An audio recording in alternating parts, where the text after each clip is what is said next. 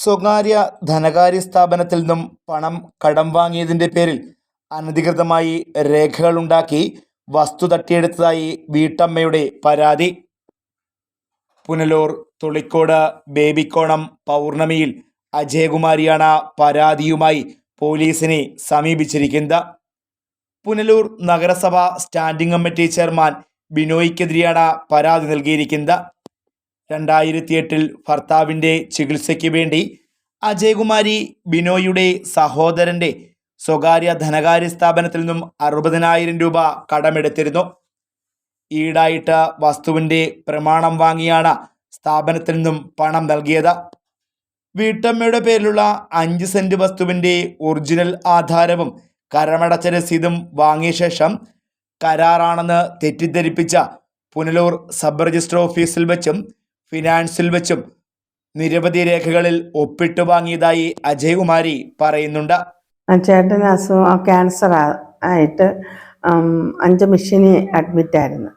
കുറച്ച് സീരിയസ് ആയിരുന്നു. അങ്ങനെ പൈസയുടെ ഒരുപാട് ആവശ്യം വന്നപ്പം എനിക്ക് ലാസ്റ്റ് വന്നപ്പം 5 സെന്റ് സ്ഥലം കിടക്കുന്നത് അത് എന്ത് ചെയ്യണമെന്ന് ഇങ്ങനെ ആലോചിച്ചിരുന്നപ്പോഴാണ് പലരും പറഞ്ഞ് കളിയമ്പച്ച ഫൈനാൻസിൽ പൈസ കൊടുക്കുന്നു. അങ്ങനെ ഞാൻ അവിടെ ചെന്ന് പൈസ അന്വേഷിച്ച് അവർ തരാമെന്ന് പറഞ്ഞ് അങ്ങനെ നമ്മുടെ പ്രമാണം നോക്കിയിട്ട് 50,000 ആദ്യം പറഞ്ഞത്, പിന്നെ 60,000 തന്ന്.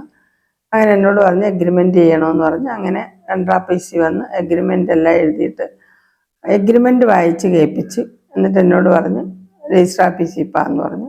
അങ്ങനെ ഞാൻ അവിടെ ചെന്നപ്പം അവിടെ ചോദിച്ച് വായിച്ച് കേട്ടോന്ന് ചോദിച്ചപ്പം ഞാൻ പറഞ്ഞു വായിച്ച് കേട്ടെന്ന് പറഞ്ഞു. അപ്പോൾ എൻ്റെ തിരക്ക് മൂലവും ഞാനത് പൈസ വായിച്ച് പ്രമാണം വായിച്ച് അവിടെ കേട്ടില്ല.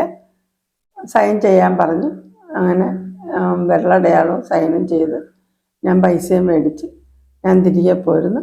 മാസാമാസം കളിയമ്പച്ച ഫൈനാൻസിൽ ഞാൻ പലിശ എല്ലാ മാസവും കൊണ്ട് അത് അടയ്ക്കുന്നിടം വരെയും പൈസ കൊടുത്തുകൊണ്ടിരുന്നതായിരുന്നു.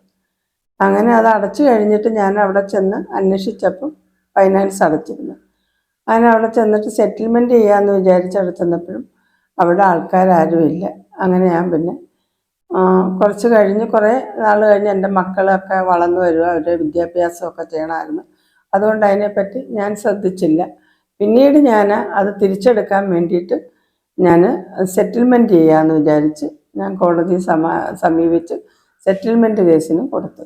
അവിടെ ചെന്നപ്പം ജഡ്ജി പറഞ്ഞു, അത് വക്കീൽ സാറിനോട് പറഞ്ഞു, സെറ്റിൽമെൻറ്റ് ചെയ്യുന്നത് അത് ചെറിയ തുകയായതുകൊണ്ട് സാറങ്ങ് സെറ്റിൽമെൻറ്റ് ചെയ്ത് വിടാൻ പറഞ്ഞു. അങ്ങനെ അത് കഴിഞ്ഞതിന് ശേഷം ഈ അവിടുന്ന് അന്നേരമാണ് ഞാൻ ബിനോയിയെ കാണുന്നത്. അവിടെ വെച്ചാണ് ബിനോയിയുടെ ചേട്ടനാ ബിനോയിയാന്ന് പറഞ്ഞ് എന്നെ കാണിച്ചു തന്ന് ബിനോയി അന്നേരം കാണുന്നത്. പക്ഷെ സെറ്റിൽമെൻ്റ് ഒന്നും നടന്നില്ല. അത് കഴിഞ്ഞ് പിന്നെ കുറച്ച് നാൾ കഴിഞ്ഞതിന് ശേഷം ഞാനിങ്ങനെ കരം അടച്ചുകൊണ്ടിരിക്കുക എൻ്റെ വസ്തുവിന്. വർഷം അടച്ചുകൊണ്ടിരിക്കുന്ന അന്നും 2022, 2023 വരെ കരം അടച്ചു കഴിഞ്ഞ് അവിടെ ചെന്ന് കരം അടയ്ക്കാൻ ചെന്നപ്പം അവിടുത്തെ ഓഫീസർ പറഞ്ഞു ബിനോയിയുടെ പേർക്ക് ഇതുപോലെ പ്രമാണം രജിസ്റ്റർ ചെയ്തിരിക്കുക, പോക്കുവരവ് ചെയ്തെന്ന് പറഞ്ഞു. അപ്പോൾ എനിക്ക് ടെൻഷനായിട്ട് ഞാനിങ്ങനെ ആലോചിച്ച് ഇനി എന്താ ചെയ്യേണ്ടതെന്ന്. അങ്ങനെ ഞാൻ പോലീസ് സ്റ്റേഷനിൽ പരാതി കൊടുത്ത് ബിനോയി അവിടെ വിളിപ്പിച്ചു, സംസാരിച്ചു. അവിടെ സെറ്റിൽമെൻ്റ് ആയില്ല. അങ്ങനെ CMP ഫയൽ ചെയ്ത് വക്കീൽ ഓഫീസിൽ പോയി CMP ഫയൽ ചെയ്ത് കഴിഞ്ഞ് കോടതി വിളിപ്പിച്ചു. വക്കീൽ സാറ് അവിടെ ബാധിച്ചതും ജഡ്ജ് പോലീസ് സ്റ്റേഷനിലേക്ക് വിട്ടിരിക്കുന്നു. തിരിച്ചു കിട്ടാൻ വേണ്ടി ഇനിയിപ്പോൾ എനിക്കത് എനിക്കിന്ന് വീടില്ല, എനിക്ക് സ്ഥലമില്ല.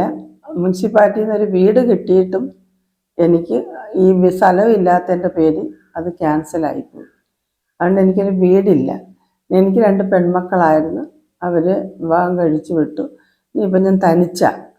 എനിക്കപ്പോൾ എൻ്റെ വസ്തു തിരിച്ചു കിട്ടണം. അതിനു വേണ്ടി ഞാൻ കൊടുത്തതിൻ്റെ ബാക്കി തുക ഞാൻ കൊടുക്കാൻ തയ്യാറാണ്. എൻ്റെ വസ്തു ബിനോയി എനിക്കറിയത്തില്ല, ബിനോയി തിരിച്ചെനിക്ക് എഴുതി തരണം. എനിക്കിതാ എൻ്റെ അപേക്ഷകൾ. 2023 വരെ വീട്ടമ്മ വസ്തുവിനുള്ള കരം വില്ലേജ് ഓഫീസിൽ അടച്ചിട്ടുമുണ്ട്. ഇതിനിടെ മക്കളുടെ വിദ്യാഭ്യാസ വായ്പയ്ക്കായി വസ്തു ഈടുവെച്ച് അജയകുമാരി പണമെടുത്തിരുന്നു. വായിച്ചു കേൾപ്പിച്ച മുദ്രപത്രത്തിലല്ല ഒപ്പിടിയിച്ചതെന്നും വീട്ടമ്മ ആരോപിക്കുന്നുണ്ട്. സംഭവവുമായി ബന്ധപ്പെട്ട കോടതിയിലും CPM ജില്ലാ സെക്രട്ടറിക്കും വീട്ടമ്മ പരാതി നൽകി. കോടതിയുടെ നിർദ്ദേശാനുസരണം സംഭവത്തിൽ പുനലൂർ പോലീസ് കേസെടുത്ത FIR രജിസ്റ്റർ ചെയ്തിട്ടുണ്ട്.